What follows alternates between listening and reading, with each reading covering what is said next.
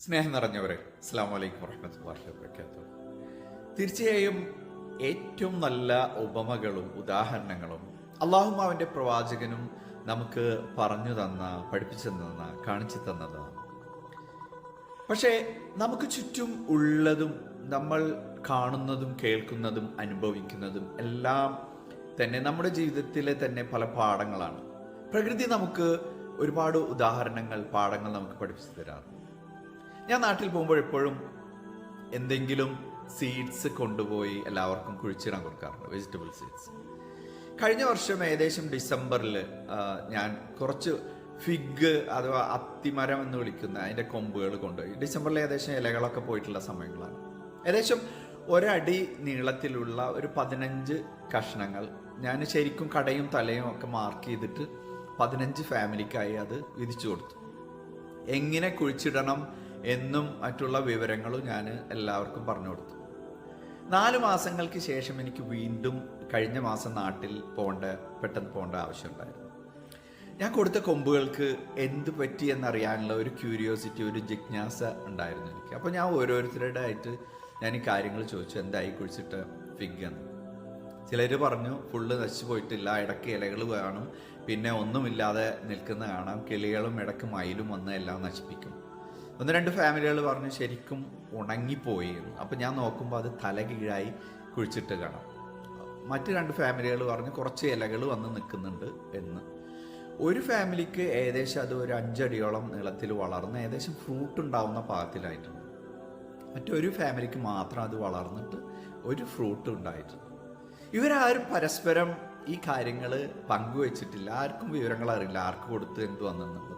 അപ്പോൾ ഈ ഫുള്ള് നശിച്ച ഇല വരാത്തവരും നശിച്ചവരും ഇല കുറച്ച് വന്നവരും നന്നായി വളർന്നവരും ഫ്രൂട്ട് ഉണ്ടായവരും എല്ലാവരും വിചാരിച്ചിരിക്കുന്നത് അവർ ചെയ്തത് വളരെ കറക്റ്റായിരുന്നു, അങ്ങനെ തന്നെയാണ് അത് കുഴിച്ചിടുക, നോക്കുക, ഇങ്ങനെ അതുണ്ടാവും എന്നെല്ലാം വിചാരിച്ചത്. അപ്പോൾ ഞാൻ ഈ കാര്യങ്ങൾ പറഞ്ഞപ്പോഴാണ് അവരുടെ കഷ്ണം എന്തുകൊണ്ട് വളർന്നില്ല, പൊടിച്ചില്ല, എന്തുകൊണ്ട് ഫ്രൂട്ട് ഉണ്ടായില്ല, എന്തുകൊണ്ട് ഇലകളുണ്ടായില്ല എന്നെല്ലാം പറഞ്ഞത്.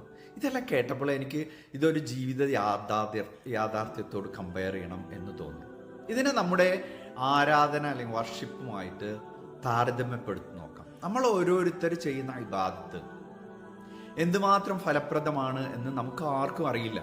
അത് അറിയാനുള്ള കഴിവുണ്ടായിരുന്നെങ്കിൽ നമുക്ക് വ്യത്യാസങ്ങൾ വരുത്തി നോക്കായിരുന്നു, അല്ലെ? കൂടുതൽ ഇബാദത്ത് കിട്ടുന്നതിനൊക്കെ നമുക്ക് എല്ലാവർക്കും എന്ത് ചെയ്യാം, ഈ കൊമ്പ് തല കീഴായി വെക്കാതെ നോക്കായിരുന്നു. ആദ്യമായി അത് മണ്ണിൽ തല തിരിച്ചല്ല കുഴിച്ചിടുന്നത് എന്ന് നമുക്ക് ഉറപ്പ് വരുത്തണം. അത് നല്ല നിലയിൽ, ശരിയായ നിലയിൽ മണ്ണിൽ ഉറച്ചു നിൽക്കണം, അല്ലേ? ചെടിയുടെ കൊമ്പ് നേരെ വെക്കാതെ എത്ര വെള്ളം ഒഴിച്ചിട്ടും വളമിട്ടിട്ടും എന്ത് ചെയ്തിട്ടും കാര്യമില്ല. അത് നമ്മൾ പറയില്ലേ, കുടം കമഴ്ത്തി വെള്ളം ഒഴിക്കുക എന്നൊക്കെ, അതുപോലെയാണ്, അല്ലേ? ഇവിടെ നേരെ ചൊവ്വ വേണ്ടത് എന്താ? നമ്മുടെ എല്ലാം ഇബാദത്തിന്റെ ഫൗണ്ടേഷനായ തൗഹീദ്. തൗഹീദ് നേരെ ചൊവ്വ അല്ലെങ്കിൽ എന്ത് ചെയ്തിട്ടും കാര്യമില്ല. ആദ്യമായി തൗഹീദ് നേരാക്കണം.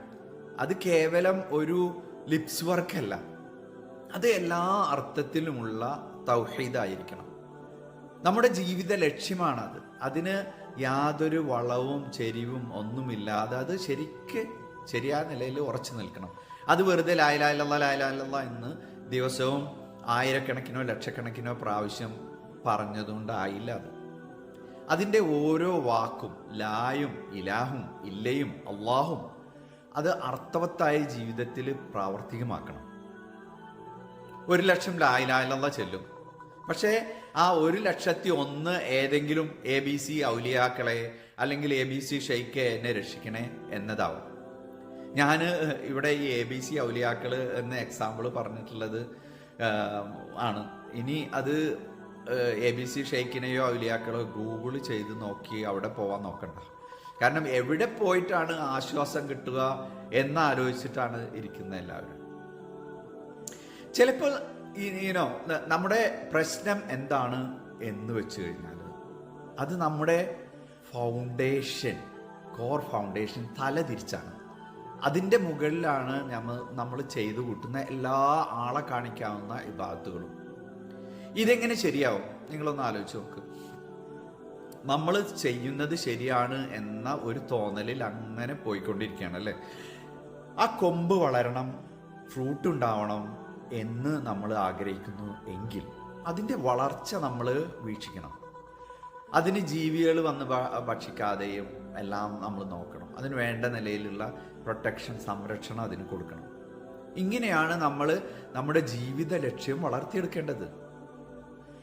നമ്മുടെ ജീവിതത്തിന് അർത്ഥങ്ങളും ലക്ഷ്യങ്ങളും അത് വേണമെങ്കിൽ നമ്മുടെ ഓരോ ദിവസത്തെ വ്യത്യാസവും വളർച്ചയും നമ്മൾ നിരീക്ഷിക്കണം, വീക്ഷിക്കണം, ഒബ്സർവ് ചെയ്യണം.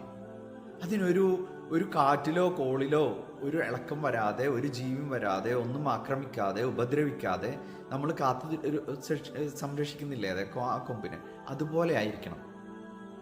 അള്ളാഹു നമ്മളെ ലാ ഇലാഹ ഇല്ലല്ലാഹ് എന്ന കലിമ ഉൾക്കൊണ്ട് ജീവിക്കുന്നവരുടെ കൂട്ടത്തിൽ നമ്മൾ ഉൾപ്പെടുത്തുമാറാകട്ടെ.